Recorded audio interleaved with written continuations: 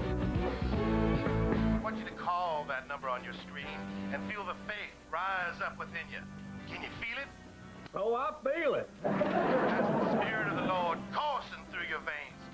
Hello, Boyd. You're looking not unwell today. Hey, Wileen, get a look at the hair plugs on this guy. You're not fooling the Lord, buddy. That is so amusing. By the way, I picked up that ointment for your foot fungus. That medicine smells funky. Can we stop, please? Cut. Boyd, I told you these people would be with me starting today. Wileen, you know I never listen. Who are these people? We had a whole conversation about this. I told you that these guys wanted to do a film about me and my everyday life. And you said why. I said I get a credit. You said it sometimes hurts when I do this. Remember? It does hurt. I gotta stop doing that. All right, just remember, we're not here, we're invisible, we don't exist. Uh-oh. Does somebody need a hug? See if you can zoom in a little tighter on the brother. Do I really need to wear this earpiece? I mean, you're right here. Would you say that to Scorsese?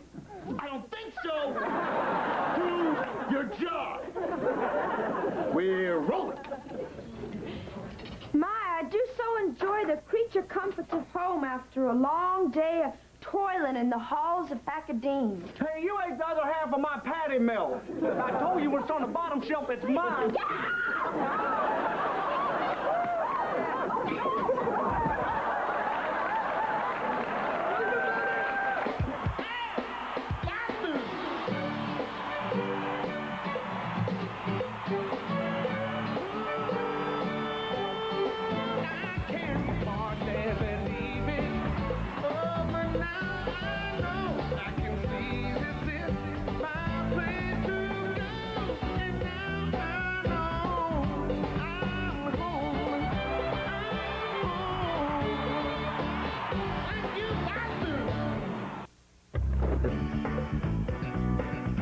Listen up, Mr. Fix-It.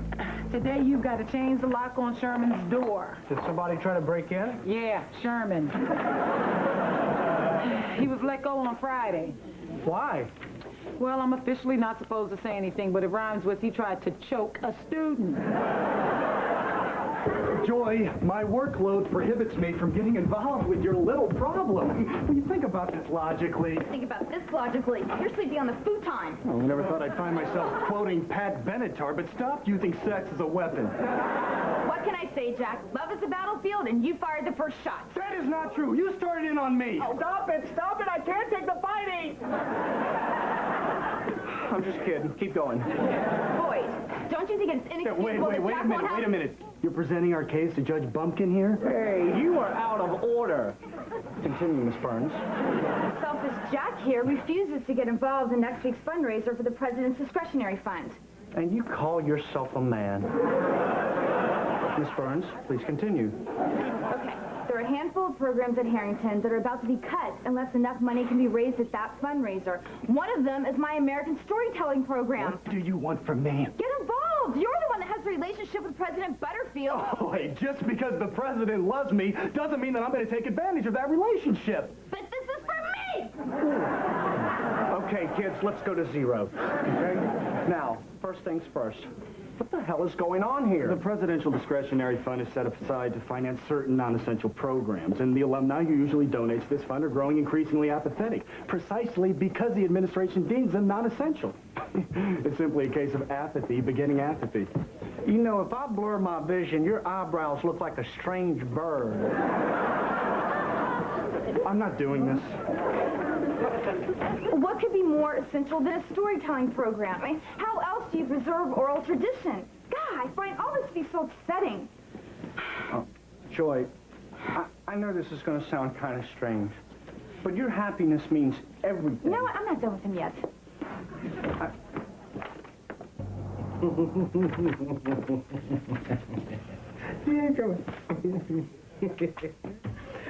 I don't know what it is about Browning's sonnets. They tickle me. I don't know who you are. My name's Boyd Pritchett. I work over at the Union. I made an appointment. Oh, yes, Boyd. Oh, please sit down. Sure, yeah. Oh, yeah, you're here to see me about the. So what? There's this program that's being cut due to lack of funds, and I was hoping to raise a lot of money at the fundraiser next week. Excuse me 1 second. Yes, Miss Hoover. Well, let's make it a week from next Thursday. All right, Friday it is. I tell you, Boyd, it's a losing proposition. People just don't seem to think these programs are important. Probably shouldn't have named them non-essential. Sir, I think they are essential. One of those programs means everything to a friend of mine. A friend? I don't think so. There is nothing you can say to relieve that pleasant day. You're not sick, you're just in love. Boom, boom. All right, let's reel it on in a little bit, Mr. President. Look, I just want to get involved, that's all. Well, I must say it is an unorthodox request. I mean, usually our alumni committee are composed of students or alumni. You're neither. That doesn't make you a bad person. I tell you what, I'm going to give it some thought. Good. Yeah, sorry. Yes, Miss Hoover. Okay. Yeah, you going to take that, boy? Take what? Well, that call is for you. Oh, I thought she said Floyd. Oh.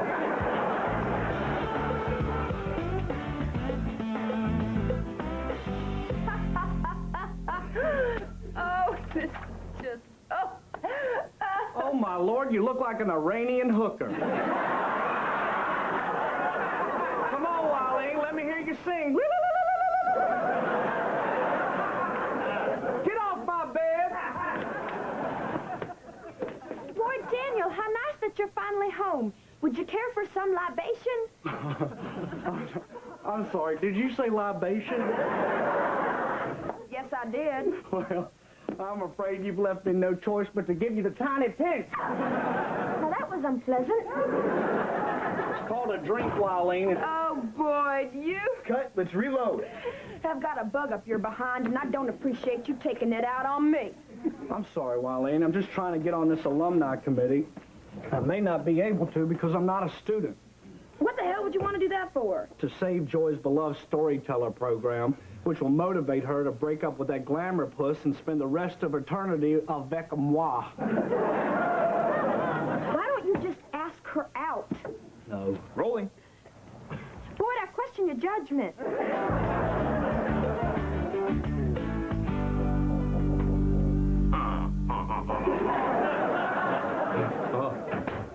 Baudelaire. Boy, he's so... I know, another poet who tickles you. Only this one's a French tickler. Anyway, you wanted to see me, sir?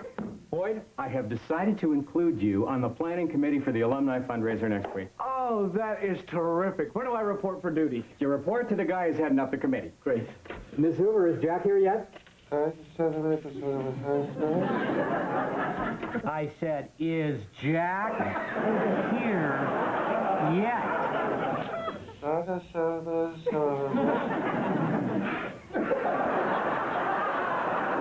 Tell you, it's like I'm speaking another language. Mrs. Hoover, I said, Jack, you're here. I want you to meet young Boyd. You guys are going to be working together. We've met. Oh, what do you think? Well, sir, I can't speak for the professor man, but personally, I'm a whirligig of ebullient.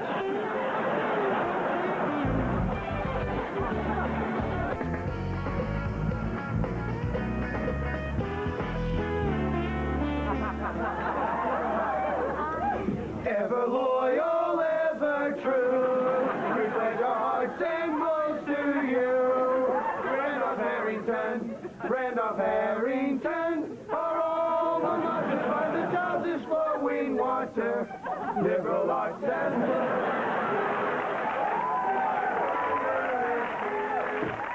This fraternity thing is so stupid.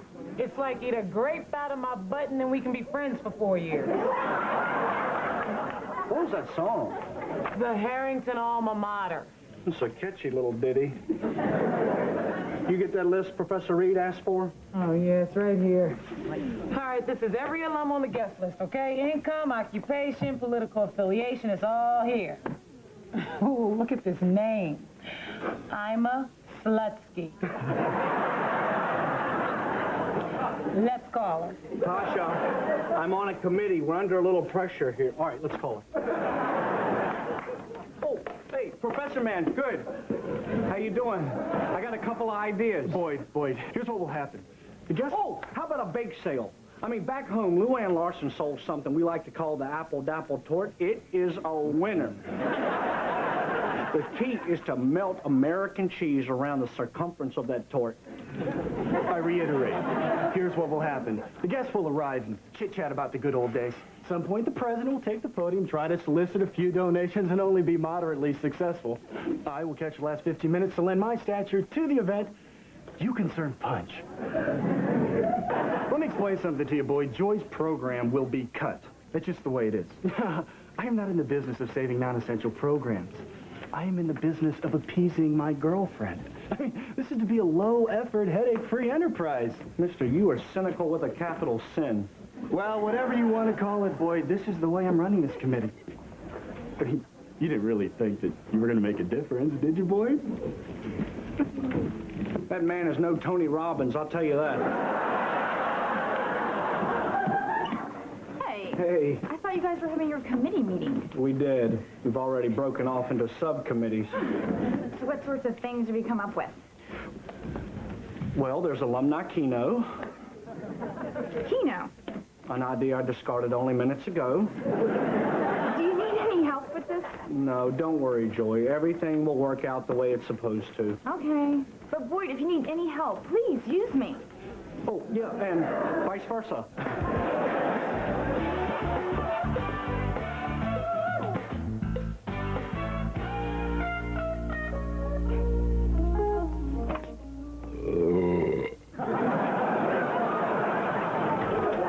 Hey, Wally. Yeah, How was your day? fine, whatever. Somebody's in a mood. I'm not in a mood. I'm retaining water. Wally? What? Oh, that. God, who cares anymore? How was your day? Well, I have to raise $25,000 in the next 3 days, but outside of that, things are pretty peachy. Well, I still think it'd be easier just to take her to a movie.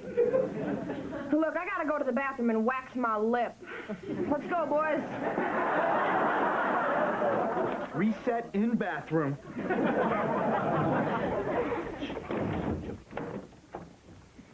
All right. This film thing has officially become a problem. Hi, honey, you're home. This morning when I was in the bathroom, those stooges burst in on me. 2 seconds earlier and I could have sued. Speaking of stooges, you look a little like Larry. Straightforward, because my goal today was to be humiliated and insulted. Hey, how would you like to help me with the fundraiser I'm working on? You really are a piece of work, you know that? Leonard, I am partly doing this for you. What are you talking about? Well, if we don't raise money for the President's Discretionary Fund, a lot of programs are going to be affected, e.g. the Historical Archives run by one Leonard, Prince of Happiness. Why? What have you heard? Well, I know you take pride in having created the leading resource in the country for information about 18th century New England footwear. Well, it's not such a... for 5 years running. Right. Now, if we don't raise this money, you won't even be the leading resource in the country for information about fuzzy slippers. All right, what do you need me to do? These alumni types, they like it when you name things after them, you know, things like buildings and streets. Why don't we make that your department? Buildings and streets? Yeah, you'll think of something. I mean, I need to come up with an overall theme. I need to think of something that's going to stir these people's hearts and minds and souls. I need to touch them.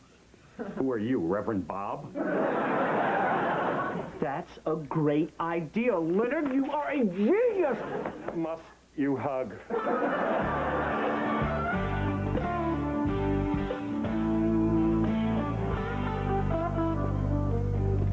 And thus it is with great pride that I present to you the Donald Woodard Honorary Snackorama.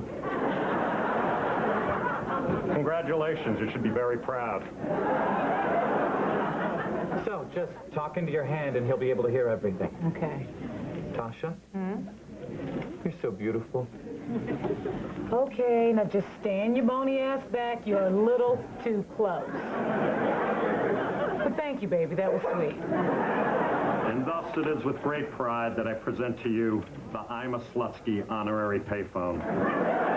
Congratulations, you should be very proud. Excuse me, everyone. Could you take your seats, please? Greetings. Actually, Jack Reed was supposed to be doing a keynote speech tonight, but he seems to be a little late. So I would just like to say we're still far short of our intended goal, so I'd just like to ask one final time, would anybody out there like to give any additional donation? Okay. Anybody want to add anything? Are you ready for a fundraiser? Ready, ready. I said, are you ready for a fundraiser?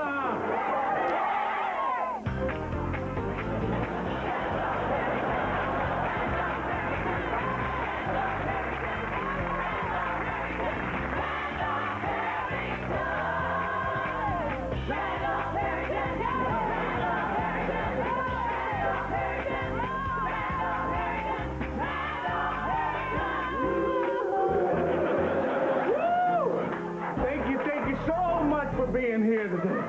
This has been a long time coming, my friend. Our beloved institution is in trouble. They're like a lost soul, yearning for the Lord to set it free.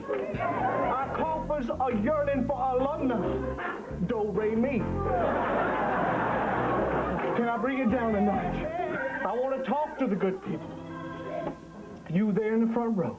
Okay, that's Jack Deemer and his wife, Joanne. Jack Deemer and the lovely Joanne. His son, Danny, got 620 on his SATs. Now, Jack, your son, Danny, he's not the sharpest knife in the drawer. And you worry, like any good parent. You worry that your child's going to end up tearing tickets at the Tilt-A-Whirl. Woo! Well, know that there's always a place at Randolph-Harrington for the offspring of a generous alum. Wait a minute. Woo! Wait a minute. I can't go on because I sense that there's somebody hurting in this room today. Sister Burns, could it be you? Yes! Is this where I follow you? Yeah! Because Sister Burns has a story to tell. Talk to us, Sister Burns. Tell us, child. Hi, I'm Joy. But don't let the name fool you. She's hurting. I run an extracurricular program that I'm very fond of. She's very fond of it. Can I get some help?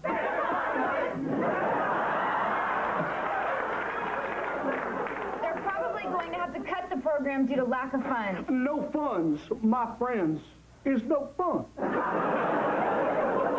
Anyway, the program is really special and one of the great things about Harrington, and I don't know, I'm not very good at this, so I guess just, amen! Amen! Amen! Sister Burns, that was moving. I was moved. Please move.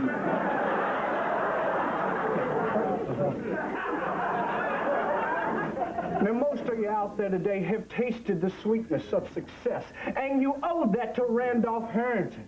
Ask yourself, where would I be if I had to spend 4 glorious years at this prestigious university? Come on, can I get some help? Woo! I think I'm speaking in tongues.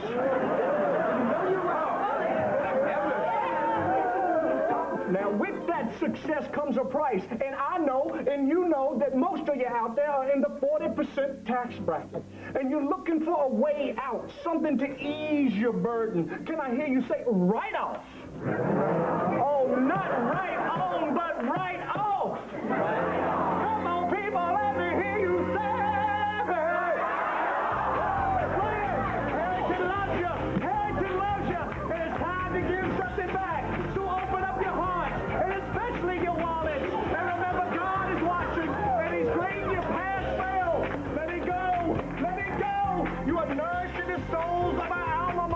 And some of you are racking up very valuable frequent flyer miles. Praise be! Praise be!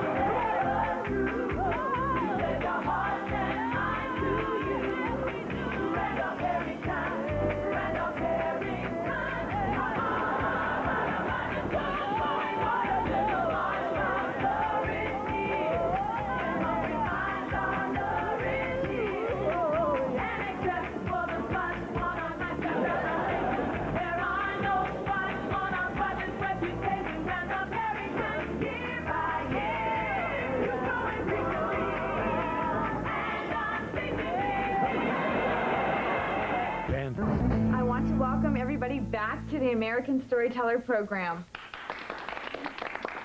As you all know, we almost didn't make it, but luckily we had an angel on our side and our seminar remains intact.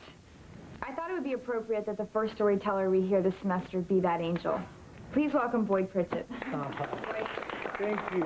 Thank you very much, Joy. That's sweet. When Joy asked me to share a story of my life growing up in the South, the first thing that came to my mind was the incredible love story of how my Nana Pritchett and my Pawpaw got together, even though she was set to marry this dandy from the city. But then I thought, I'd much rather tell you about my neighbor Dennis, who had an unformed twin sister attached to his breastplate. Anyway, one day Circus Vargas comes a call. And this bearded lady, I mean, she shows up at my door. And anyway, to make a long story